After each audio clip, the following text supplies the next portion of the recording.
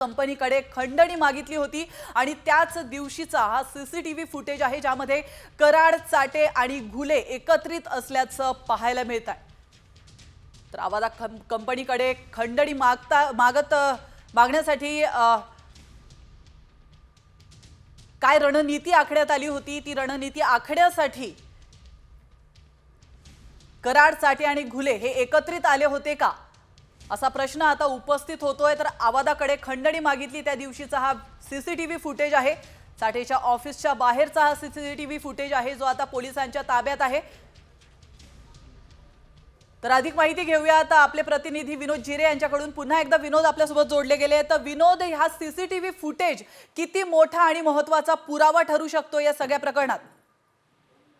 नक्कीच जर पाहिलं तर या ठिकाणी हा सीसीटीव्ही फुटेज समोर आल्यानं आता पोलिसांच्या तपासाला वेग येऊ शकतो, कारण की या व्हिडिओच्या माध्यमातून आता सीआयडीच्या अधिकारी आणि एसआयटीच्या अधिकारी तपास करू शकतात आणि काय जो त्याच्यानंतर या व्हिडिओच्या माध्यमातून त्यांना काय जे समोर येणार आहे त्याचा आधार जो आहे तो आता या तपासाला पोलीस अधिकाऱ्यांना मिळणार आहे।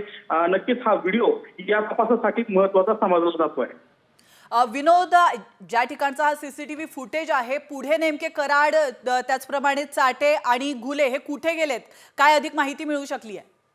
नक्कीच जर पाहिलं तर या ठिकाणी खंडणी आणि खून प्रकरणातील जो आरोपी आहे विष्णू चाटे याच्या ऑफिसच्या बाजूचा हा सीसीटीव्ही फुटेज आहे आणि ज्या दिवशी खंडणी मागितली होती त्या दिवशीचा हा सीसीटीव्ही फुटेज आहे। त्यामुळं हा या प्रकरणामध्ये आता पुरावा देखील ठरू शकतो अशी शक्यता वर्तवली जाते।